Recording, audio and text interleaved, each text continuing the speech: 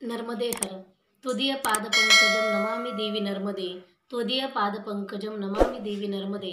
आज राघव पायी नर्मदा परिक्रमा अनुभव कथन व तीर्थ महात्म्य वर्णन भाग 20वा आणि परिक्रमेचा दिवसही 20वा। आज 8/12/2018 शनिवार या दिवशी वडफळीच्या थोडंसं पुढं असलेलं चापडी म्हणून ठिकाण, या चापडीमधील चैतन्य आश्रम अन्नक्षेत्र आणि तो आश्रम चालवणारे चालक कुलदीपजी कुलकर्णी या आश्रमामध्ये रात्रीचा विश्राम झाला आणि आता पहाटे आम्ही दोघंही पती पत्नी 4:30-5च्या दरम्यान उठलो आणि उठल्यावर एक जाऊन हँडपंपवरती स्नान करायला गेलो। पण ते थोडं बाजूला होतं आणि अंधार होता, तसं रोडच्या कडेलाच होतं, पण आदिवासीचे घरं होते, त्यामुळे मला एकटीला जायला नको वाटत होतं। म्हणून बाकीचे 4-2 परिक्रमावासी तिथं होते, तर त्यांना सांगितलं की राघवकडे लक्ष ठेवा, जर उठला तर आम्हाला आवाज द्या म्हणून आम्ही दोघंही गेलो आणि माझ्या पतिदेवांनी पाणी आपसून दिलं हँडपंपचं। मी पटकन स्नान करून लगेच राघवकडे आले आणि ते पाठीमागून त्यांनी ते स्नान करून आले। स्नान वगैरे झाल्यावर आता आम्ही आरती वगैरे केली आणि आरती वगैरे होईपर्यंत 5:30-6 वाजले होते। आता राघव उठला आणि राघव उठल्यावर आता आमच्याकडे काल त्या छोट्या मुलीने दिलेलं दूध होतं, तर ते दूध रात्री काही राघव पिला आणि आत्ताच्या पुरतं होतं। म्हणून राघव उठल्याबरोबर आम्ही कुलदीपजीकडे गेलो आणि त्यांच्याकडे गेल्यावर त्यांनी लगेच चहा बनवला। बाकीचे जे परिक्रमावासी होते आता तेच तर 5-5:30ला सगळे निघून गेले होते, कारण त्यांच्यातले काही परिक्रमावासी पलीकडच्या म्हणजे पुढे जी देव नदी आहे त्याच्या पलीकडे गिरणारी आश्रम होता, तर तिकडे काही मुक्कामी थांबलेले होते। म्हणून यांचा आणि त्यांचा फोन होऊन बरोबर हे त्यांच्याकडे गेले आणि ते लवकरच तिथून निघून गेलेले होते। आता त्या ठिकाणी आम्ही तिघंच होतो, राघव आणि आम्ही दोघं। तसं तर त्या परिक्रमावासी जसं शुलपाणीचं जंगल सुरू झालं होतं, आम्हाला ते अचानकच भेटलेले होते आणि ते शुलपाणीचं जंगलामध्ये ते रोज आमच्यासोबतच चालायचे। ते म्हणायचे तुम्हाला माहिती आहे, तुम्हाला अनुभव आहे, म्हणून ते आमच्यासोबतच चालायचे। आम्हाला शुलपाणी पार होईपर्यंत तुमच्यासोबत येऊ द्या। पण आता शुलपाणीचं जंगल पार झालेलं होतं, पण अजूनही पुढे जंगल होतंच, म्हणून आता ह्या लोकांना आमची गरज नव्हती, म्हणून ते पहाटेच लवकर तिथून निघून गेले। आणि तसं कुणी आपल्यासाठी थांबलं तरी त्याचं काही वाटू द्यायचं नाही आणि कुणी आपल्याला सोडून निघून गेलं तरीसुद्धा त्याचं दुःख मानायचं नाही। का माहिती, आपण जन्म घेत असताना सुद्धा एकटेच आलेलो असतो आणि मरत असताना सुद्धा एकट्यालाच मरावं लागत असतं। हाच विचार आपण ठेवायचा, हा सगळा त्यागच आहे। नर्मदा परिक्रमा म्हणजे जन्मणे मरणे सगळ्या गोष्टी शिकवते। जीवन कसं जगायचं, कसं वागायचं ह्याच्यासाठी स्वतंत्र ग्रंथ आहेत। सांगतात श्रीमद भागवत सांगतंय मरायचं कसं, श्रीमद भगवद्गीता सांगते जगायचं कसं, महाभारत सांगतं राजनीती वागायचं कसं। तर नर्मदा परिक्रमा या सगळ्या गोष्टी नर्मदा परिक्रमेतच शिकायला भेटतात। याला स्वतंत्र कुठलं काही नाही आहे, सगळ्याच प्रकारचे अनुभव म्हणजे नर्मदा प्रदक्षिणा आहे। म्हणून तर वस्ती कर वस्ती आला प्रातकाळी उठून गेला, या युक्तीप्रमाणे जे काही असेल आपल्याला आज भेटला तर तो उद्या आपल्या पुढे निघून जाऊ शकतो, एखादा मागे राहू शकतो। म्हणून हे सगळे रस्त्याने भेटलेले आहेत, आम्हाला त्यांच्याबद्दल काही वाटत नव्हतं, पण ते सगळे पुढे गेलेले होते म्हणून आम्ही तिघंच होतो। आता चहा वगैरे झाला, आता राघवला सुद्धा रात्री जे दूध होतं ते तापून ठेवलेलं होतं, त्यामुळे ते चांगलं राहिलं आणि त्या कमंडलला आम्ही माझं स्कार्फ गुंडाळून ठेवलं म्हणजे हे नासू नये। तर सकाळी ते दूध वगैरे राघवला दिलं। आता आमचं सगळंच आवरलेलं होतं आणि आता राघवला आता घाई झाली की निघायचं म्हणून राघवसुद्धा अगदी तयारीला लागला निघण्याच्या। त्याची काठी कमंडल त्याचं सगळं घेऊन लगेच तो रोडवरती उभा राहायचा। आणि आम्ही सुद्धा आमच्या बॅगा वगैरे घेऊन सगळं सामान आवरून आता तिथून पुढे निघालो. आणि आता कुलदीपजींनी सांगितलं की पुढे जा, पुढे 5-6 किलोमीटर गेला की एक आश्रम आहे, तिथे पण तुम्ही थांबू शकता. आणि पुढे तर माथासरला मग आपला आश्रम आहेच, मग काही हरकत नाही. म्हणून आम्ही त्यांचा निरोप घेतला नर्मदेहर म्हणून आणि त्या ठिकाणावरून निघालो. आता त्या चैतन्य आश्रमाच्या पुढे निघाल्यावर तसाच पुढे डांबरी रस्ता होता, थोडा 1 किलोमीटरभर असेल. तर त्या डांबरी रस्त्याने थोडं गेलो, पुढं फुटका तुटकाच होता. आणि नंतर त्या रस्ता सोडून आता पुढे जी नदी होती ती म्हणजे देव नदी. आता ती देव नदी पार करायची होती, पण ती पाण्यातून पार करायची होती. आता या देव नदीची एक महत्त्वाची गोष्ट मला सांगावीशी वाटते, कारण आपण काही गोष्टी इकडं तिकडं बघितल्या तर आपण त्याला चुकीच्या समजू शकतो, कधी वाईटही समजू शकतो. कारण टी व्ही वगैरे पाहणं हे सुद्धा आपण चुकीचं समजतो, पण त्याच्यामध्ये काही गोष्टी चांगले असू शकतात. मला एवढं टी व्ही पाहण्याचा छंद नाही आहे, पण एकदा असाच प्रसंग झाला की ज्यावेळी राघव 2-2.5 महिन्याचा होता. आणि 2-2.5 महिन्याचा राघव असताना मी जेव्हा माहेरीच होते तर तिथे माझी बहीण आली आणि तिने सांगितलं की 4-2 दिवस आमच्या घरी चल. म्हणून माझ्या पतिदेवांनी सांगितलं मी तुम्हाला नेऊन सोडतो, म्हणून त्यांनी गाडीत आम्हाला नेऊन सोडलं बहिणीच्या घरी. आणि तिथं गेल्यावर मी कधी टी व्ही पाहत नव्हते, कारण अगोदरचा मला छंदच नव्हता, कारण मला वाचनाचा जास्त छंद आहे. पण तिच्या घरामध्ये टी व्ही होता आणि चालू होता, म्हणून सहजच राघवला पुढे घेतलं आणि राघव खेळत होता, म्हणून मीही तिथं पडल्या टी व्ही बघू लागले. तर मी ते टी व्हीवरती एक पिक्चर असा म्हणजे सुरूच झाला होता की राम तेरी गंगा मैली हो गई. मी कधी टी व्ही पाहत नाही आणि मी मुद्दामूनच हे सांगेन, जेव्हा ती सुरुवात मी बघायला लागले, कारण हे नाव बघितल्यावर मला असं वाटलं की रामाचं नाव आहे आणि गंगेचं नाव आहे, म्हणजे काहीतरी देवाधर्मातला असावा, म्हणून ते मी बघू लागले तिकडे.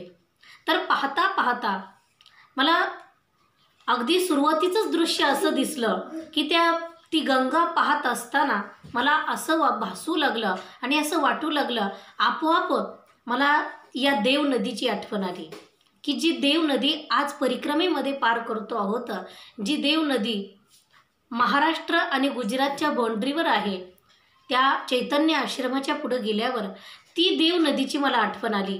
कारण माझ्या राघवच्या होण्याच्या अगोदर 2 परिक्रमा झालेल्या होत्या पायी, म्हणून मी तिला खूप 2 वेळा पार केलेलं होतं, म्हणून ती नदीची मला आठवण आली. मी म्हटलं असं का होतं आहे, आणि अगदी त्या देव नदीची एवढी मी एकरूप झाले. मी समोर कोणतं चित्र पाहते आहे हे माझ्या लक्षात सुद्धा नाही आहे, पण मी फक्त मला त्या देव नदीची आठवण आली आणि अगदी माझ्या दोनही डोळ्यातून धारा येऊ लागल्या आणि मी नर्मदा माईला बोलू लागले. त्यावेळी घरात कुणीच नव्हतं, मी आणि राघवच होते. मी नर्मदा माईला बोलू लागले, नर्मदा मैया आता नाही का वाटत परिक्रमा होईल म्हणून कधी, कारण 2 परिक्रमा अगदी सहजच होऊन गेल्या आणि खूप आनंदात होऊन गेल्या. मला त्याच्याबद्दल मला कधी वाटलं सुद्धा नव्हत्या घडतील म्हणून, पण काय असा प्रसंग आला. आणि आता या राघवच्या नादामध्ये माझा खूप वेळ जाणार आहे. नवे राघव एवढा तो त्याच्या छंदात असतो, म्हणजे त्याच्या मनासारखं नाही झालं तर तो खूप आरडाओरडा करतो, खूप रडतो. आणि हा राघव तेव्हा खूप रडायचा, हा सारखाच रडतो आहे. म्हणून तर आता मला वाटत नाही मी कधी परिक्रमा करू शकेल, मी कधी तुझ्याकडे येऊ शकेल. आणि मला खूप आठवण येऊ लागली मैयाची. त्याचवेळी मला असं वाटत होतं की मी कधीच परिक्रमा करू शकणार नाही, कारण राघव कुणाच्याच घरी राहत नाही आहे, तर राघव जंगलात कसा राहील, नर्मदा परिक्रमेत कसा राहील. मला त्याची खूप काळजी वाटत होती त्यावेळी, त्याची म्हणजे मला माझ्या परिक्रमेची काळजी वाटत होती. आणि तेव्हाच मला खूप रडायला आलं. नर्मदा माईला सांगितलं, मैया पण मला आज देव नदीची का आठवण आली गं, आणि ही गंगा बघून मला देव नदी का आठवली. एवढं रडू अनावर झालं म्हणून मी टी व्ही बंद करून टाकला आणि अगदी स्वतःला सावरलं. पण माझ्या लक्षात आलं नाही. पण ज्या वेळी मला असं काही गोष्टी की कुठल्या गोष्टीची कुठं आठवण येते तेव्हा मी त्याच्यावर खूप विचार करते. ह्याच्यावर सुद्धा मी खूप विचार करायचे की ती गंगा पाहत असताना मला देव नदीची का आठवण आली. म्हणून मला तर त्याचं उत्तर तेव्हा मिळालं नाही. पण जेव्हा त्याच्यानंतर 7-8 महिन्याने मी नर्मदा पुराण वाचत होते. अगोदर मी हिंदी भाषेतले वाचलेले होते पण मराठी भेटत नव्हतं. म्हणून मराठी जे दिलेलं होतं आम्हाला खेडेगाठच्या श्रीराम महाराजांनी, तर ते मराठीमधलं ते नर्मदा पुराण मी वाचू लागले. राघव झोपला की रात्री मी ते वाचायचे. म्हणून असं वाचता वाचता मला ती कथा सापडली की जी आपल्या राघव पायी नर्मदा परिक्रमेच्या अनुभव कथन आणि तीर्थ महात्म्य त्यामधल्या 13व्या भागामध्ये जे शुलभेत तीर्थाची महती सांगितली, जी भानुमतीची कथा सांगितली, त्याच्या अगोदर जो प्रसंग घडलेला आहे की भगवान शंकराच्या डोक्यावरून जटेतून जी गंगा निघाली त्या गंगेलाच देव नदी म्हटलेलं आहे आणि तीच देव नदी ही देव नदी आहे. जेव्हा मला नर्मदा पुराणामध्ये हे उत्तर मिळालं तेव्हासुद्धा मला खूप रडू आलं आणि माझे डोळे खरंच पाणावले. नर्मदा माई की तेच स्पंदन मला कुठेही जाणवतात की सतत पिक्चर पाहताना सुद्धा मला ती देव नदी की देव नदीचा आणि गंगेचा काय संबंध आहे, तर प्रत्यक्ष गंगाच देव नदी आहे हे उत्तर मला नर्मदा पुराणामध्ये मिळालं. म्हणून तर तेव्हा माझ्या ध्यानात आलं की नर्मदा माई खरोखर प्रत्येक ठिकाणी प्रत्येक गोष्टी किती काळजीपूर्वक मला सांगते आणि किती आठवून देते. ही गंगा काही वेगळी नाही आहे, तीच भगवान शंकराच्या जटेतून निघाली होती आणि तीच गंगा नर्मदा माईला मिळायला जाते आणि तीच गंगा तीच देव नदी आहे आणि तीच देव नदी आज या परिक्रमेमध्ये आम्ही पार करायला निघालेलो आहोत. अगदी खडक आहे, मोठे मोठे गोटे त्यामध्ये आहेत आणि त्या खडकामधून त्या गोट्यामधून पलीकडे जायचं आहे आणि ती नदी पार करायची आहे, पाण्यामधून पार करायची आहे. आता तर तिथला सुद्धा व्हिडिओ आम्ही बनवला होता की अलीकडच्या बाजूला महाराष्ट्र आहे. आता महाराष्ट्र संपणार होता आणि पुढे लगेच गुजरात लागणार होतं. नदी पार केली की लगेच गुजरात. समोरचा जो डोंगर आहे तो सगळा गुजरातचा होता. म्हणून ती नदी सहज पाण्यातून पार केली. आता राघव सुद्धा म्हणायचं मला पाण्यातूनच चालायचं. म्हणून राघव आणि आम्ही दोघांनी मी राघवला कडेवर घेऊन ती नदी पुढे पार केली आणि माझ्या पतिदेवाने आमची तिथे व्हिडिओ शूटिंगसुद्धा केली होती. त्याची माहितीसुद्धा सांगितली होती की पलीकडून गुजरात आहे, ही देव नदी गंगा आहे, ही गंगा भगवान शंकराच्या जटेतून निघालेली गंगा आहे, हीच देव नदी आहे. म्हणून ती नदी पार केली आणि ती नदी जेव्हा परत पार करायला गेलो, पार झाली आणि पुन्हा नर्मदा माईला सांगू लागले, मैया ही नदी सामान्य नाही आहे, ही साक्षात गंगा माई आहे की जिचे संकेत आणि जिच्या दर्शनाचे संकेत मला केव्हा झाले होते. तर आणि तिचं उत्तर मला नर्मदा पुराणामध्ये मिळालं. मला याचा खूप आनंद तिथं गेल्यावर वाटत होतं. कारण मला ज्यावेळी मी तो पिक्चर पाहत होते त्यावेळी मला असं वाटत होतं की आता मी परत इथं कधी येऊ शकणार नाही. पण नर्मदा माईने खरंच खूप कृपा केली आणि नर्मदा माई सगळ्या इच्छा पूर्ण करते. पण आपल्या इच्छा तेवढ्या सात्विक असतील तर आपल्याला समाधानसुद्धा भेटत असतं. म्हणून तर आज ती गंगा नदी पार केली, ती देव नदी पार केली आणि पलीकडे गेलो. आता त्या किनाऱ्याने खूप वेळ चालत होतो. आता तर सकाळचं अगदी कोवळं ऊन पडलेलं होतं आणि त्या कोवळ्या उन्हामध्ये दोन्ही बाजूंनी खूप उंच डोंगर होता, खूप उंच डोंगर आणि मधून ती नदी वाहत होती. अगदी खळखळणारं, अगदी थोडंसंच पाणी होतं पण खळखळणारं होतं, खूप आनंद देणारं होतं. आणि तो डोंगर, त्या डोंगरावरची दाट झाडी आणि ती किनाऱ्याने चालणं, चढ उतार करीत 1-2 किलोमीटर चालून गेलो आणि मग पुढे पुन्हा ती नदी पलीकडच्या तीरावरून पुन्हा अलीकडं पार करायची होती, कारण ती खूप फिरून फिरून येत होती. पण तिथं पार करण्यासाठी त्यांनी छोटासा पूल बनवलेला होता. म्हणजेच तिथे खाली नळ्या टाकलेल्या असल्यामुळे, वरून माती टाकल्यामुळे तिथून जाता येत होतं. म्हणून वरून आम्ही गेलो आणि पुढं गेल्यावर आता पुढे चालतच होतो. मातीचा रस्ता होता. सकाळची वेळ होती आणि चालता चालता आता काही आदिवासी लोकांचे घरं लागले, पण ते गुजरातमधले आदिवासी होते, त्यामुळे तिकडे थोडी सुधारणा होती. तिकडे डोंगर तर खूप उंच दिसायचा आणि त्या नदीचा किनारासुद्धा अशी खूप लांबून लांबून फिरून आलेली ती दिसायची सुद्धा. आता पुढे जाता जाता त्या लोकांच्या घरांपासून पुढे बराच अंतर चालून गेलो आणि मग पुढे पुन्हा ती नदी लागली आणि पुन्हा पूल लागला.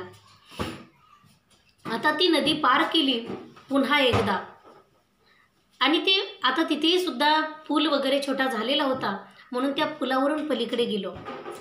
आता त्या पुलावरून सुद्धा जात असता राघव तिथं खूप हट्ट करायचा की मला इथं उतरायचं म्हणून, पण त्याला न उतरू देता आम्ही तिथून तसंच पलीकडे गेलो.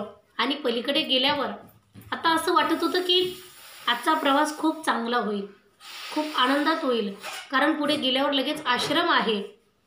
तर पुढे आणखी 2 किलोमीटर गेलो आणि एक कंजी म्हणून गाव लागलं.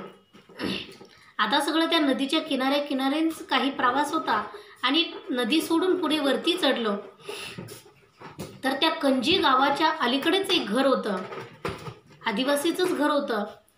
आणि त्यांनी बघितलं, त्यांच्या दारातून जात होतो तेव्हा त्या माणसाने आम्हाला बघितलं आणि ते म्हटले, अरे ही छोटा बच्चा. माझ्या पतिदेवांनी सांगितलं, हो परिक्रमेमध्ये आहे. काय छोटासा बच्चा आणि परिक्रमेमध्ये? सांगितलं हो. त्याला एवढं कौतुक वाटलं ना. त्याच्याकडे छोटीशी दुकान होती. आता आदिवासीचे दुकानं म्हणजे घरातच थोडंसं सामान असतं. त्याने लगेच घाईघाई घरात गेला आणि त्या दुकानातून तो एक बिस्किट पुडा घेऊन आला आणि राघवच्या हातात दिला आणि सांगू लागला, अरे बघा ना, इतकं छोटंसं बाळ आणि पायी परिक्रमा करतंय. आता तर तिथून पुढे निघालो आणि पुढे बरंच अंतर. आता ते छोटंसं गाव होतं कंजी, गाव पार केलं आणि पुढं गेल्यावर लोक सांगू लागले, पुढे एक आश्रम आहे, त्या आश्रमामध्ये तुम्ही जा, तिथे चहाची जेवणाची व्यवस्था होईल. पण जो रोड परिक्रमेचा होता त्या रस्त्यापासून अर्धा किलोमीटर आत जावं लागत होतं आणि पुन्हा रोडला लागावं लागत होतं. मग आम्ही तर आता 2-4 किलोमीटर चालून आलेलो होतो. राघवही बिस्किट खात होता, त्यामुळं आता नको वाटलं.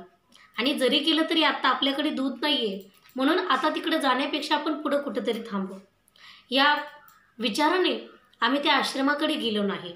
पण जे पहिले जे परिक्रमावासी पहाटेच उठून गेलेले होते ते त्या आश्रमात गेलेले होते.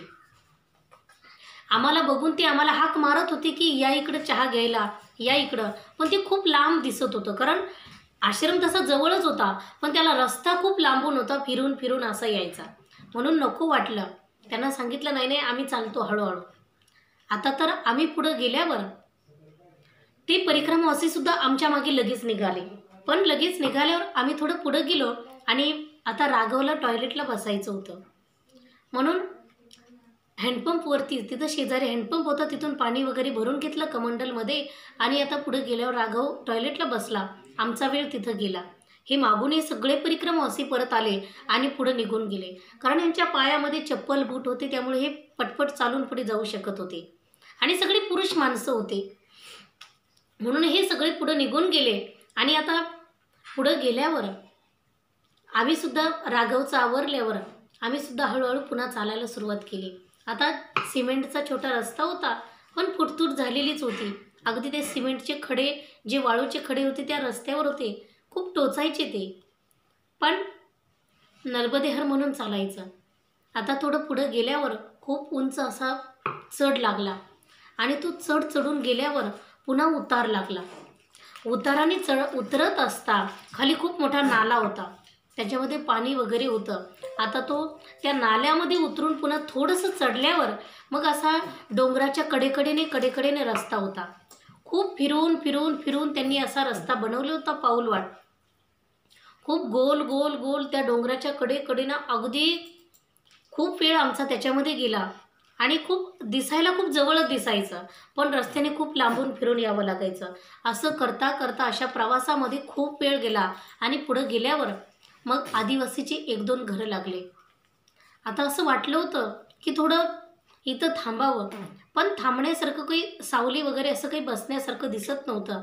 म्हणून थोडंसं आणखी पुढं गेलो. तर पुढे थोडासा उतार लागला आणि त्या उताराला उजव्या हाताला एक हँडपंप दिसला. आता त्या हँडपंपवरती तिथं पाणी खूप होतं. त्या हँडपंपला पाणी वगैरे त्याचं भरून घेतलं आणि डाव्या हाताला एक छोटीशी दुकान होती.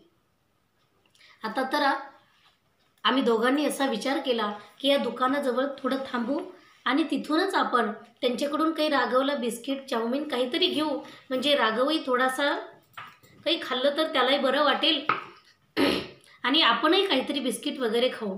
म्हणून आम्ही तिथून त्या दुकानाकडे गेलो आणि दुकानाच्या समोर जाऊन उभं राहिलो. बॅग वगैरे खाली त्या बाकड्यावरती टेकवतच होतो, तर लगेच त्या दुकानदारींची होती, ती समाजाने मुस्लिम होती. तिने आम्हाला बघितलं आणि ती म्हटली, अरे ये छोटा बच्चा परिक्रमा में आहे. माझ्या पतिदेवाने सांगितलं हो. ते म्हटले, अरे कौतुकच आहे, एवढं छोटं बाळ कसं चालत असेल, एवढं छोटं बाळ परिक्रमेमध्ये खूप त्रास असतो आणि हे सगळं कसं सहन करत असेल. थंडी, ऊन, वारा, पाऊस ह्या सगळ्या गोष्टी असतात. कारण मी नेहमी पाहते म्हणे इथं परिक्रमा अशी इथून जातात तर चांगले चांगले माणसांना खूप त्रास होतो आणि हा बाळ कसा चालतो आहे, हे सगळं कसं सहन करतो आहे. आम्ही सांगितलं, हे सगळं नर्मदा माईची लीला आहे आणि नर्मदा माई हे सगळं करते आहे, तिच्या इच्छेने सगळं घडतं आहे. त्यावेळी तिने सांगितलं, तुम्ही जेवण वगैरे? आम्ही सांगितलं, अजून तर नाही, पण बघू पुढं कुठं. म्हणून तर आत्ता थोडं बिस्किट वगैरे घेणार आहोत आणि तिथून चाऊमिन वगैरे घेतले. मग तिने सांगितलं, आमच्या घरी ना स्वच्छ आहे, आम्ही सगळे आंघोळे वगैरे केलेले आहेत आणि तसं काही नाही आहे, तर तुम्ही थोडासा भात आणि वरण आहे, बाळासाठी देऊ का? आता तर आम्हाला सुद्धा खूप असं वाटू लागलं की या जंगलात आणि कोणता समाज असेल, कारण समाज तर हे सगळं माणसानेच घडवलेलं आहे, पण भगवंताने तर फक्त मनुष्यच घडवलेला आहे.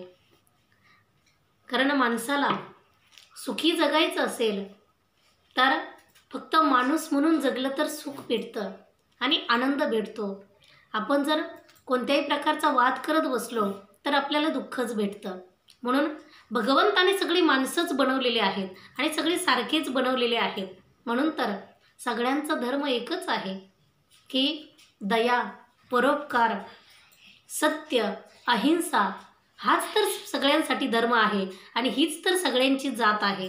म्हणून माणसाने याच गोष्टीचा जास्त विचार केला पाहिजे. म्हणून तर तिने सांगितलं, वरण भात आहे आणि खूप मोठी प्लेट होती, ती प्लेट भरून वरण आणि भात दिला. आता त्या डाळीमध्ये तर खूप असं डोळ होते त्याला. भातही एवढा काही चांगल्या तांदळाचा नव्हता, साध्या तांदळाचा होता. पण जेव्हा राघवला दिला ना, आम्हाला खरोखर आमच्या डोळ्यातले अश्रू अनावर झाले होते की नर्मदा माई, तू कुणालाही अशी बुद्धी देते की कुणी राघवची सेवा करायला तयार होतंय आणि कुणाचंही राघववरती अगदी इतकं राघवचं सगळ्यांना असं हे वाटतं की राघव कुणीतरी विशेष आहे, आपल्याला त्याची सेवा घडती आहे, राघवची कुणाला दयाही येते आहे. म्हणून तिने जेव्हा वरण भात दिला, आता राघवला तो खायला दिला, त्याला खाऊ घालत होते बसून आणि आम्ही सुद्धा बिस्किट वगैरे खाल्ले. आमचा बराच वेळ तिथं गेला आणि मग तिथून पुढे निघालो तेव्हा पुन्हा ती नदी लागली.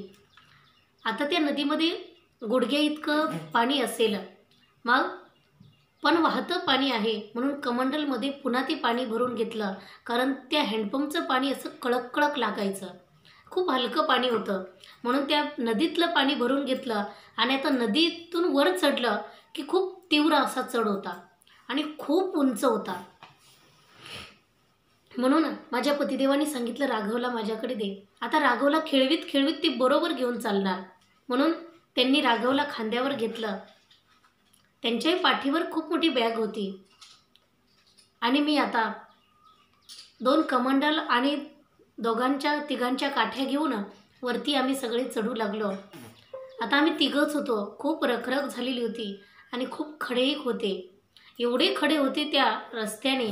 त्या चढाला कसं बसं करत वरती चढलो आणि आता असं वाटलं इथं थोडं पाणी प्यावं, पण जागा काही बसण्यासारखी दिसत नव्हती आणि माझ्या पतिदेवाने सांगितलं आपण आणखी थोडं पुढं जाऊन मग थांबू. म्हणून आणखी पुढं चालत होतो. तर चालताना सगळा पुन्हा तसा वळणाचा रस्ता वळणाचा आणि त्या रस्त्याने एवढे सगळे खडे आणि आता ऊन पडलेलं होतं. 9-10 वाजलेले असावे. अशा वेळेत एवढं कडक ऊन पडलेलं होतं आणि ते एवढी रखरख व्हायला लागली. तो चढल्यामुळे अंगातून अशा घामाच्या धारा निघत होत्या आणि तसंच नर्मदे हर म्हणत चालत होतो. कारण या जंगलामध्ये त्रास आहे, पण आनंदसुद्धा तेवढाच आहे. म्हणून तर मुद्दामून वर्णन करून सांगते. नाहीतर हे त्रास कधी कुणाला सांगायचा नसतो साधनेमधला, पण हा मुद्दामून सांगते आहे. कारण याच्यात आनंदसुद्धा तेवढाच आहे की प्रत्येकाने सुद्धा त्रास असून सुद्धा तिकडं जायला तो वळला पाहिजे आणि त्या जंगलातून तो गेला पाहिजे. त्याला ती साधना, तो आनंदसुद्धा भेटला पाहिजे. नुसता त्रास आहे म्हणून लांबून पळायला नको, जंगलाच्या बाहेरून पळायला नको. तो त्या जंगलातूनच गेला पाहिजे, कारण त्याला आत्मसमाधान मिळालं पाहिजे. म्हणून आम्ही तो वाकडा तिकडा रस्ता ते खूप वेळ चालत होतो.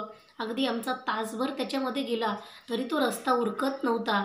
आणि नंतर पुढं गेल्यावर आता पाणी प्यायला थांबायचं, पण माझ्या पतिदेवाने सांगितलं आपण एवढा चढू. मग आता राघव ना सारखा माझ्याकडे यायला जास्त हट्ट करायचा. लहान होता ना तो, म्हणून मैया सारखा माझ्याकडे यायला हट्ट करायचा. मग माझे पतिदेव त्याला खूप नादी लावून घ्यायचे आणि त्याला काहीतरी खेळवायचे. चल आपल्याला हे बघायचं, चल पक्षी बघायचे, चल पाणी बघायचं, असं काहीतरी म्हणून त्याला घेणार आणि तू चढ अगदी सहज हसत खेळत तू वरती चढून जाणार आणि मीही हळूहळू त्यांच्या पाठीमागून जाणार. एवढा कठीण तो तीव्र चढ पुन्हा चढलो आणि आता वरती मी म्हटलं आता बसावंच लागेल, कारण आता खूप वेळ झाला. बसायचं होतं पण बसलो नाही, पाणी प्यायचं होतं पण पिलो नाही. म्हणून तिथं झाडाची सावली बघितली आणि त्या सावलीला आता 11-11:30 वाजलेले असावे. खूप कडक ऊन पडलेलं होतं आणि खूप अंगातून अशा घामाच्या धारा निघत होत्या. पायांना खूप खडे रुतलेले होते.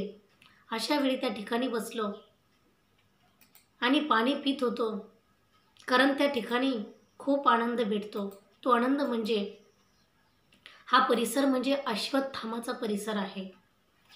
याच ठिकाणी इथून जवळच अंतरावर जे जगन्नाथ कुंठे स्वामी आहेत की ज्यांनी महाराष्ट्राला परिक्रमा कळविली, महाराष्ट्राला परिक्रमा माहिती करून दिली आणि त्यांच्यामुळेच मी तर म्हणेल खूप लोक परिक्रमेला गेले.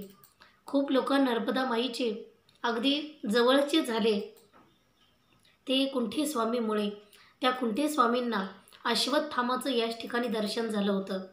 ते म्हणजे ते उंच कड्यावरून चालत असता त्यांचा पाय घसरला आणि घसरून ते इतके जोरात खाली घसरत चाललेले होते, वरगळत चाललेले होते. अशा वेळी तो पुरुष कोणीतरी अचानक आला आणि त्याने आडवा उभा राहिला आणि हाताला पकडून त्याने वरती आणलं त्यांना. त्याच वेळी त्यांनी विचारलं, अरे कोण आहात तुम्ही? कारण तो खूप उंच होता, त्याचे केस खूप लांब होते, त्याच्या माथ्यावरती खड्डा होता आणि त्याला विचारलं तुम्ही कोण आहात? तर त्याने सांगितलं मी याच परिसरात राहणारा आहे. त्यावेळी कळलं नाही, पण नंतर लक्षात आलं की हा अश्वत्थामा होता.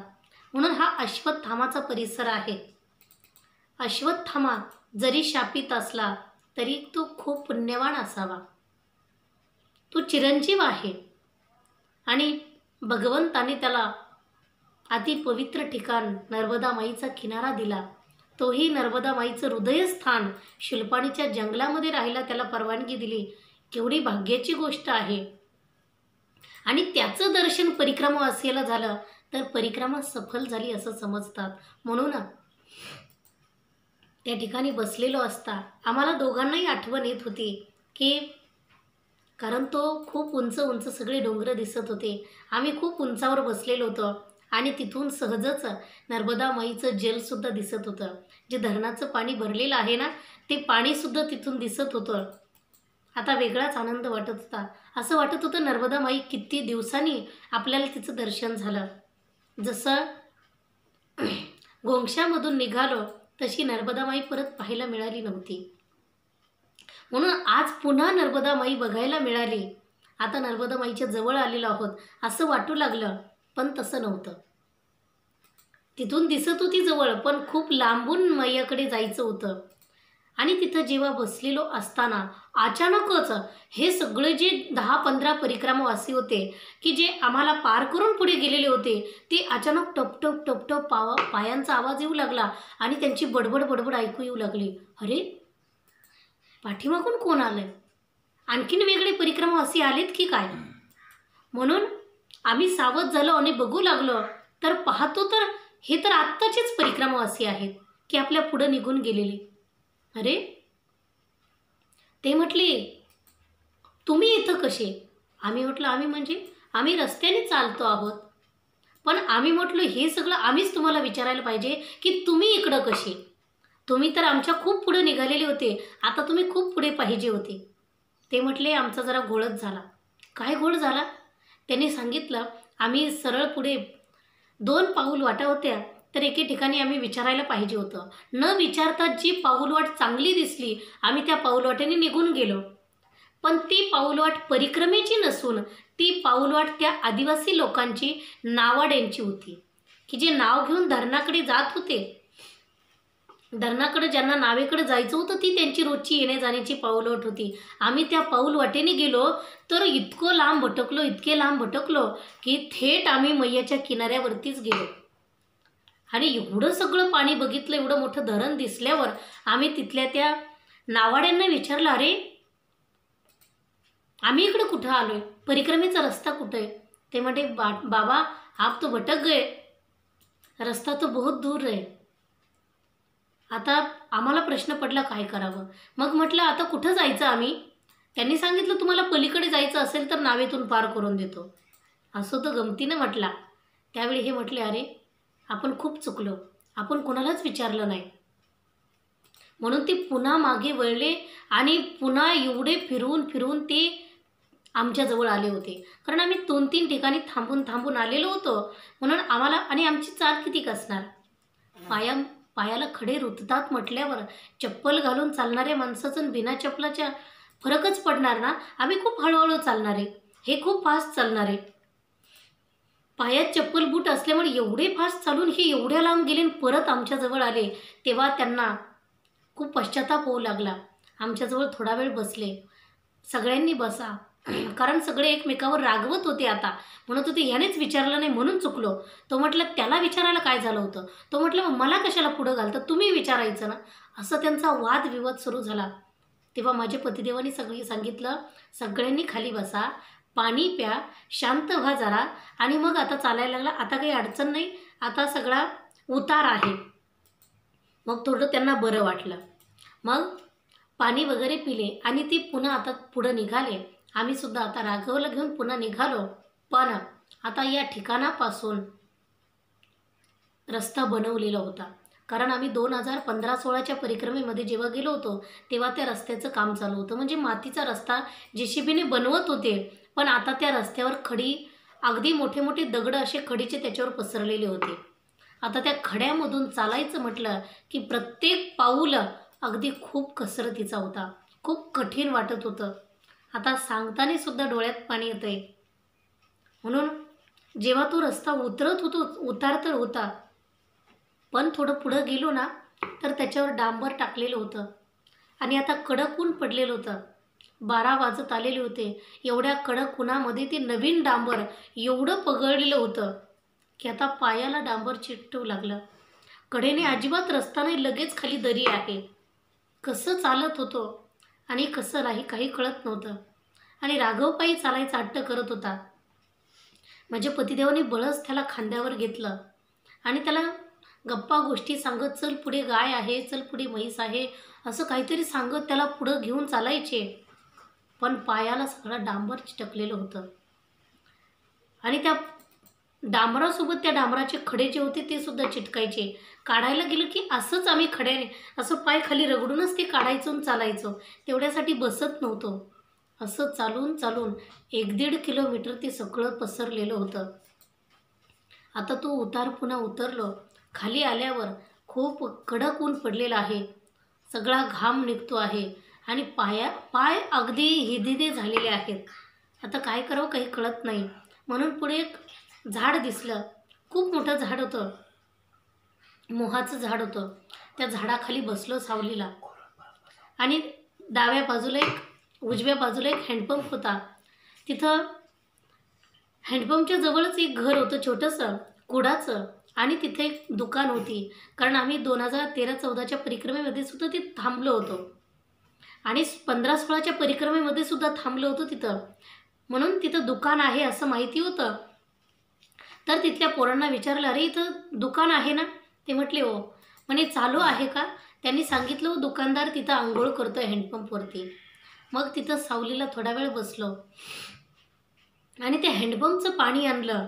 आता पुन्हा तिथं बसून त्या हे जे बाकीचे परिक्रमावासी होते हे सगळे म्हटले आम्ही पुढं जाणार आणि आम्ही पुढं जेवणाचं पाहणार, कारण आता भुका खूप लागल्यात, पुढं गेलं पाहिजे. म्हणून ते सगळे पुढं निघून गेले. आता आम्हाला राघवमुळं थांबणंच होतं. पुन्हा तिथं थांबून त्या दुकानदाराची आंघोळ झाल्यावर मग त्याच्याकडून बिस्किट पुढे घेतले. पुन्हा पाण्यात बुडून बिस्किट खाल्ली तिघांनी सुद्धा. आणि आता 1-1.5 वाजला. एवढं खळखळ ऊन पडलं आणि पुन्हा चढ उतार अगदी मातीचाच रस्ता सगळा मुरमट त्याच्यावरती, खडे सगळे त्याच्यावरती. त्या रस्त्याने चालत होतो आणि चालता चालता पुढे पुन्हा पाऊलवाट लागली. त्या पाऊलवाटाने दोन्ही बाजूने खूप मोठं मोठं गवत होतं. खाली उतरायचं आणि खाली उतरून पुन्हा खूप मोठी नदी होती की नाला होता, पण तिथं पाणी वाहत होतं. खूप खोल उतरायचं होतं. बळच कसं तरी धरून असं खाली उतरलो आणि खूप गाया तिथं चरत होत्या. आता तिथून पुन्हा तसंच वरती चढायचं, पण चढायचा टाईम आणि राघव म्हटलं पुन्हा टॉयलेटला थांबायचं. आता पुन्हा तिथं वेळ गेला. अर्धा-पाऊण तास निघून गेला आणि पुन्हा तो वरती चढलो. एवढं कठीण तो चढ वाटला आणि त्या चढाने चढत आता पुन्हा वरती जेव्हा चढलो, आता वरती चढून पुन्हा रस्ता आहे. आता त्या रस्त्याने चालत होतो. काही वस्त्या होत्या, गावासारखंच होतं, पण गाव आहे की काय कळत नव्हतं. तर ते गाव माथासर गाव होतं.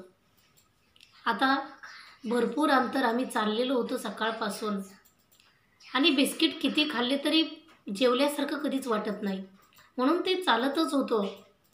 आता त्या माथासरच्या पुढं निघालो. लोकांना विचारायचो आश्रम कुठं आहे? ते म्हणायचे आहे ना पुढे आहे, गावाच्या पुढे. चालतच होतो. आता तर खाली खूप मोठी दरी आहे आणि वरून असा पाऊलवाट आहे. मग कडेकडेने आणि वरती तर खूप मोठा डोंगर आहे, खूप दाट झाडी आहे. ह्याच्यामधून सगळा प्रवास चालू आहे. जाता जाता अरे भूक एवढी लागलेली आहे, आता तहान एवढी लागलेली आहे, आता पाणी नाही आणि आता खायला काही नाही. आता तर असं वाटतं इथंच कुठेही झोपून घ्यावं असं झालं होतं. यांना मी म्हणायचे आपण थांबून घेऊ. हे म्हणायचे अगं एखादं आदिवासीचं घर असतं तरी थांबलो असतो, पण इथं काहीच नाही आहे. आपण मोगम असं पटांगणात थांबू शकत नाही आणि उगाच आपण अंधार इथं करू शकत नाही, कारण आता 3 वाजलेले आहेत. आपण कसं तरी त्या आश्रमापर्यंत 4 वाजेपर्यंत जरी गेलो तरी आपण थांबून घेऊ, पण आता इथं थांबता येणार नाही. आता राघवही खूप रखरख करत होता, रडरड करत होता. आम्हालाही नको वाटत होतं, पण चालल्याशिवाय पर्याय नव्हता. लोक म्हणतात परिक्रमेत गेल्यावर आम्ही 2च किलोमीटर चालू, आम्ही 5च किलोमीटर चालू. हे आपल्या मनावर कधीच नसतं. 5 किलोमीटर चालून जर थांबायला व्यवस्थाच नसेल तर तिथपर्यंत जावंच लागणार आहे. म्हणून तर त्या माथासर गावापासून पुढे 3 किलोमीटर, पण जवळजवळ 25 किलोमीटर चाललो असं वाटत होतं. तेवढे 3 किलोमीटर खूप कठीण, खूप चढ उतार सारखं, एवढे मोठे मोठे डोंगर वर चढायचं आणि चढण्यासाठी खूप जागासुद्धा नाही, नुसती पाऊल वाट आणि एवढा कठीण. पण पाय घसरायची भीती वाटत नव्हती, कारण पायात चप्पल नव्हती. म्हणून वरती चढून गेलो आणि पुन्हा जेव्हा खाली उतरायचं तेव्हा एक गुराखी दिसला. तेव्हा त्याला विचारलं, बाबा आश्रम कुठे? बाबांनी सांगितलं आहे ना पुढे. अरे किती किती वेळचे हे लोक सांगतात की पुढे आहे म्हणून, आश्रम कसा येत नाही. आता तो डोंगर खाली उतरू लागलो आणि उतरत असता लगेच आम्हाला तो आश्रम दिसू लागला. आश्रम तसा जवळ दिसत होता, पण त्याला अंतर खूप होतं जाण्यासाठी. कारण दुसऱ्या बाजूने उताराने उतरायचं आणि खूप लांबून फिरून एक ओढा होता, मध्ये पाणी वाहत होतं, तर तिथून पलीकडून खूप लांब तिकडे जायचं त्या आश्रमाकडे, असं होतं. म्हणून खाली उतरत असता जे पहिले परिक्रमावासी पुढे गेलेले होते ते सगळे तिथं जाऊन थांबलेले होते आणि सगळे आम्हाला बघून आता नर्मदेहर नर्मदेहर म्हणू लागले. आम्ही सुद्धा आता सगळं तोंडावर ऊन होतं, 3, 3:30, 4 वाजत आलेले होते, सगळं तोंडावर ऊन लागत होतं. असंच आम्ही आता तिथून खाली उतरलो हळूहळू आणि खूप लांबून फिरून फिरून त्या आश्रमाजवळ गेलो. तेव्हा जसा जसा आश्रम जवळ येईल असं वाटायचं कधी तिथं पोहोचू आणि कधी एकदाचं खाली बसू आणि कधी एक विश्राम घेऊ असं वाटत होतं. म्हणून कसं बसं तिथपर्यंत पोहोचलो.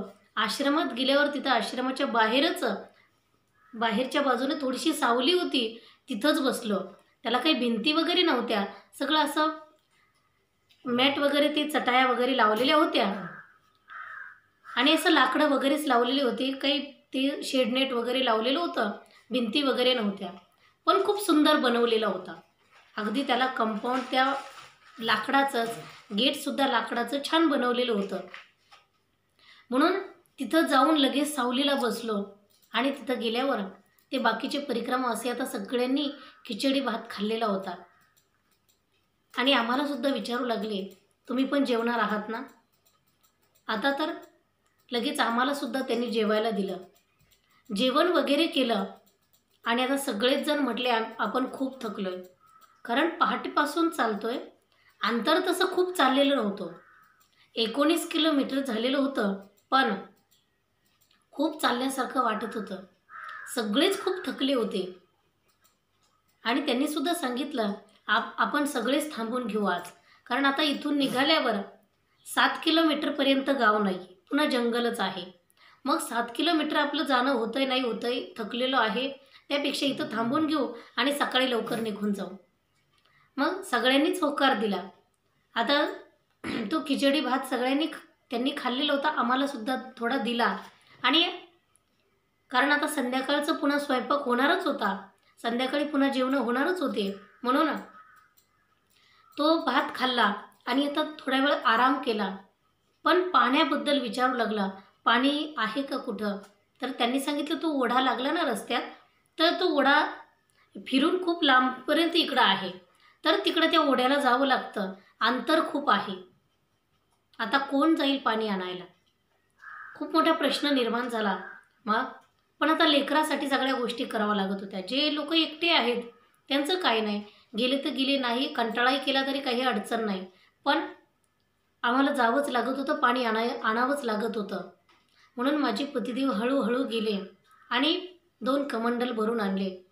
आता संध्याकाळ झाली आणि माझ्या पतिदेवांनी सांगितलं की हा जो आश्रम आहे, कारण त्या आश्रमाचं नाव आहे नित्यानंद आश्रम आणि तिथले जे बाबाजी होते ते म्हणजे जेसलगिरी महाराज, की त्या आदिवासी होते, आदिवासी महाराज होते, तर त्यांनी ती जागा दिलेली होती. तसं कुलदीपजींनी सांगितलं आपलाच तो आश्रम आहे, म्हणजे ह्यांच्याच तर्फे तो चालतो आहे. मग माझ्या पतिदेवांनी सांगितलं की आम्हाला तिथे कुलदीपजींनी सांगितलं की तुम्हाला तिथं त्या आश्रमात गेल्यावर सुद्धा रोटी भाजी वगैरे असं भेटू शकेल.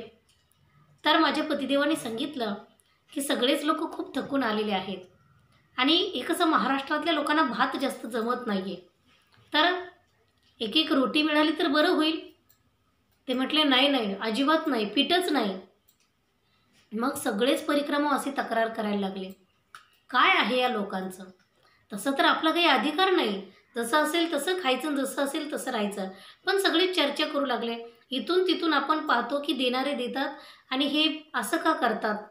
तर हे सगळं तुम्ही ऐकता आहात, तर आपण सुद्धा याच्यातून बोध घ्या. महाराष्ट्रात भरपूर श्रीमंती आहे आणि महाराष्ट्रातले लोक खूप दान धर्म करतात, खूप वारकरी जीव घालतात, सप्ते घालतात, दिंड्या जीव घालतात, सगळं करतोय आपण. पण आपण परिक्रमावासियांची सुद्धा सेवा आपल्याकडून घडावी अशी सुद्धा भावना असू द्या. म्हणजेच आपल्याकडून सुद्धा काही सहकार्य होईल का त्या ठिकाणी, असा आपण थोडा विचार करा. कारण आमच्या दोघांचा असा विचार चालू आहे की जो दुर्मिळ भाग आहे, शुलपाणीच्या जंगलामध्ये कुठेही एखाद्या ठिकाणी जागा मिळाली तर तिथे आपण परिक्रमावासियांना रोज भात खायला भेटतो, म्हणून तिथे रोटी भाजी भेटली पाहिजे, अशी काहीतरी आपण व्यवस्था करायची असा विचार चालू आहे. पण सगळ्यांचं सहकार्य असेल तर होऊ शकेल. आणि जर सहकार्य करायची भावना झाली, इच्छा झाली तर संपर्क करू शकता. कारण या गोष्टीची खूप गरज आहे. ह्या सगळ्या गोष्टी जर सांगितल्या नाही, लोक म्हणतात त्रास झालेला का सांगायचा? सांगितलं नाही तर तुम्हाला काय माहिती होणार आहे की परिक्रमावासी काय त्रास सहन करून येतो. मग आपण सुद्धा काही आपल्याकडून सुद्धा काही सेवा घडावी. म्हणून सगळे चर्चा करू लागले की हे लोक का भात खाऊ घालतात, का पीठ वगैरे देत नाहीये. मग अशी जेव्हा चवचव त्याला मराठी कळत नसेल त्या बाबाजीला, पण सगळ्यांची अशी चर्चा जेव्हा त्यांच्या लक्षात आली तेव्हा ते म्हटले की दळायला गेलेले आहेत, दळून आणलं ना की मग देईल. आणि नंतर थोड्या वेळाने त्यांनी लगेच आम्हाला पीठ दिलं. पीठ दिल्यावर आता आम्ही बरेच परिक्रमावासी त्या ठिकाणी, आमच्या अगोदर दुपारपासून सुद्धा काही परिक्रमावासी तिथं थांबलेले होते. आता चांगले 20-25 परिक्रमावासी झाले. मग सगळ्यांनी एवढ्यांनी एकत्रच भाजी बनवली, मोठ्या कढाईमध्ये बाहेर चूल मांडली, सरपण गोळा केलं. कारण तो जंगलातला आनंद काही वेगळाच होता. आणि तिथं सगळेजण आता वारकरी असल्यामुळे कुणी पिठाचे गोळे करून देतंय, कुणी लाटतंय, कुणी भाजतंय, असा खूप वेळ जात होता. तर तिथे सगळ्यांचं अशी सेवा चालू होती. त्या वेळेत वारकरी असल्यामुळे सगळे हरिपाठ सुद्धा म्हणायला लागले. आता हरिपाठ कोणी मागे कोणी पुढं असा हरिपाठ चालू झाला. हरिपाठ झाल्यावर गवळणी वगैरे म्हटले. असा वेळ तिथं आनंदात गेला स्वयंपाक करता करता. आणि नंतर माझी पतिदेव तिथं व्हिडिओ शूटिंग करीत होते.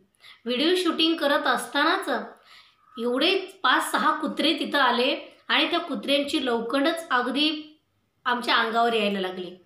जी व्हिडिओ शूटिंग इकडं चालू होती तीच त्या कुत्र्यावर केली. आणि त्या आश्रमाची सुद्धा व्हिडिओ शूटिंग आहे. तिथले बाबाजी वगैरे सगळे त्यामध्ये आपल्याला बघायला भेटणारच आहे. आणि तिथं जो स्वयंपाक बनवला, नंतर अंधार होता म्हणून सगळ्यांनी बाहेरच बसून उजेडातच पटपट जेवणं करून घेतली. दिवस मावळायच्या अगोदर जेवणं वगैरे झाले. आणि आता तिथं उजेडासाठी काहीच साधन नाही. अशा परिस्थितीमध्ये सुद्धा आपण राहिलो पाहिजे कधीतरी. म्हणून कोणत्याच प्रकारचं उजेडाचं साधन नाही. अशा वेळी तिथे आत त्या आश्रमामध्ये, कारण तिथे दोन्ही बाजूने भयंकर जंगल आहे आणि आश्रम खूप खोल आहे, खूप मोठे मोठे डोंगर चोहोबाजूने आहेत, थंडी खूप आहे आणि तिथे जंगली पशूंची सुद्धा भीती आहे. म्हणून आत सगळे कोणीच बाहेर झोपायचं नाही. कसे तरी दाटी रेटीमध्ये आतच सगळे झोपलेले आहेत. आणि आता रात्र झाली, अंधार पडला, म्हणजेच 8-8:30 वाजले. तोपर्यंत सगळ्यांच्या गप्पा चप्पा आरती पूजा सगळं काही आवरलं. जेवणं झालेलेच होते. भांडे वगैरे सगळे धुवून स्वच्छ करून सर्वांनी दुपारपासूनच आसन लावलेलं होतं. सर्वजण आपापल्या आसनावरती बसले आणि सगळे आज दिनांक 8/12/2018 आणि आम्ही आमच्या पायी परिक्रमेमधला परिक्रमेचा 20वा दिवस आहे. या 20व्या दिवशी ही आम्ही महाराष्ट्रामधून गुजरात प्रांतामध्ये प्रवेश करतोय. वास्तविक पाहता हा जो परिसर आहे दिसतो आहे हा महाराष्ट्रामधला आहे आणि त्याच्यानंतर ही देव नदी लागते. या देव नदीनंतर आता हा जो परिसर दिसतोय पलीकडच्या बाजूनं, तर हा गुजरात प्रांतातला परिसर आहे.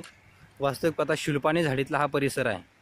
अजूनपर्यंत जसा पाठीमागे महाराष्ट्र आणि मध्य प्रदेशच्या बाँड्रीवरती जी झरकण नदी होती, त्या झरकण नदीनं महाराष्ट्र आणि मध्य प्रदेश याचे दोन भाग आपल्याला त्या ठिकाणी दिसून आले. आणि या ठिकाणी महाराष्ट्र आता इथे संपतोय आणि गुजरात चालू होतंय. तर गुजरातचा हा परिसर पुढे पाहायला भेटतोय. या ठिकाणावरून नंतर पुढे काही अंतरावर 5-6 किलोमीटरवरती कंजी गाव आहे. त्याच्यानंतर पुढे मातासर लागतंय. त्याच्यानंतर पुढे झरवणी लागेल आणि त्याच्यानंतर गोरा कॉर्ने म्हणजे शिल्पानेश्वर महादेव मंदिर पुढे लागणार आहे. साधारणतः ती 27-28 किलोमीटर या ठिकाणावरून शिल्पानेश्वर मंदिर असेल.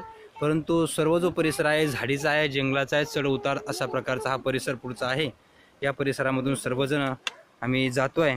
काही परिक्रमावासी पुढे गेलेले आहेत आणि आम्ही या परिक्रमेमध्ये पायी पायी चालतोय. सकाळची वेळ आहे, थंडीही खूप पडलेली आहे आणि ते राघवनी आणि त्याच्या मैयाने प्रवेश केलेला आहे. या पाण्यातून पलीकडे जातोय.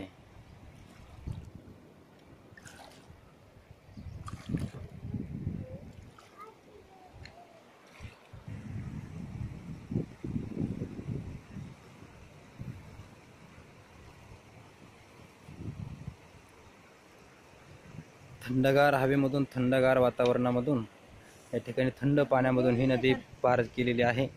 आता आम्ही गुजरातमध्ये आहोत. आता सध्या नदी पार करून गुजरातमध्ये आलो आहे आणि मैयाच्या कृपेने हा प्रवास अगदी अनवाणी पायाने राघवला घेऊन मैया आमच्याकडून चालून घेते. भरपूर अशा प्रकारचा प्रवास होतोय. सर्व मैयाच्या भरोशानं चाललेला आहे. तिच्यावरती अवलंबून आम्ही आहोत म्हणून सर्व काही गोष्टी आतापर्यंत ठीक होत आलेल्या आहेत. खरं तर अशा जंगलातूनही पाठीमागे आलोय, परंतु सगळ्या मैयाच्या भरोशानंच.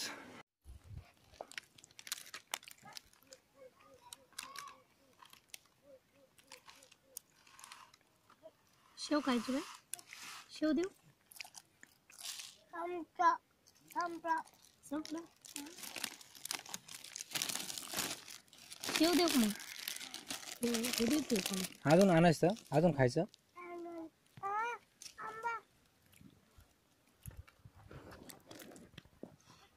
घरी शेव काय? मग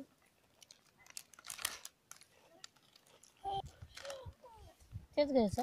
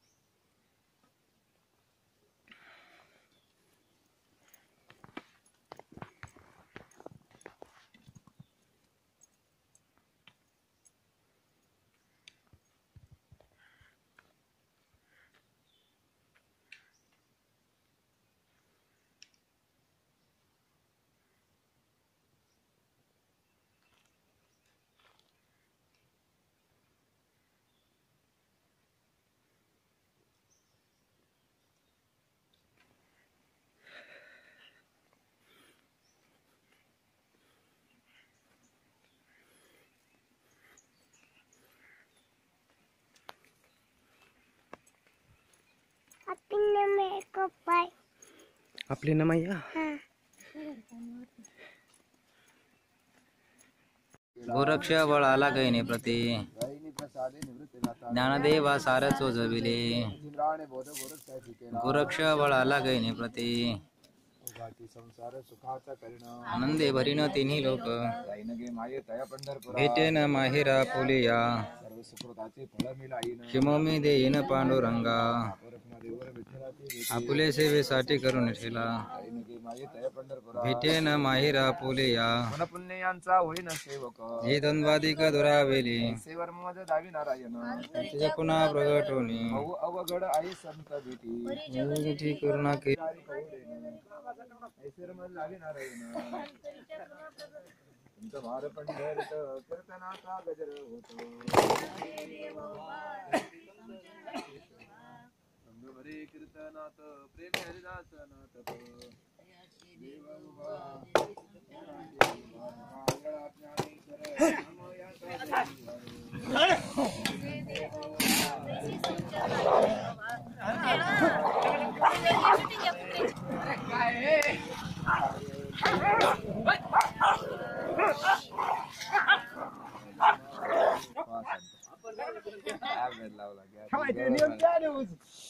दोन होते तिसरा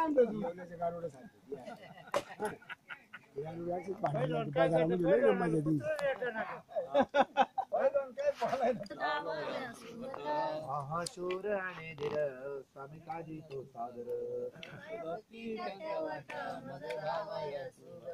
म्हणे रुद्र रुद्र अंजनीची या कुमर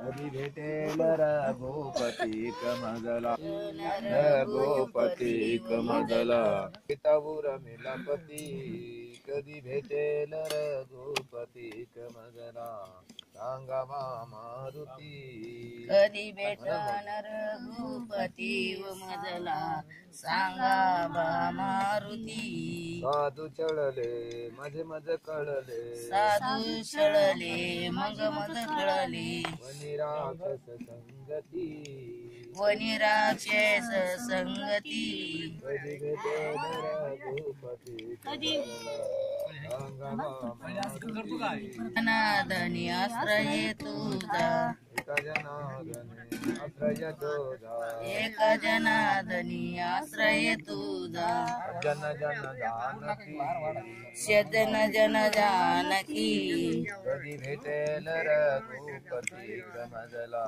सांग मारुती कधी भेटन रघुपती व मजला सांगा बा मारुती हा भंग आहे का ह्यो? हा मारुतीचा महाराज म्हणावं एक गवळण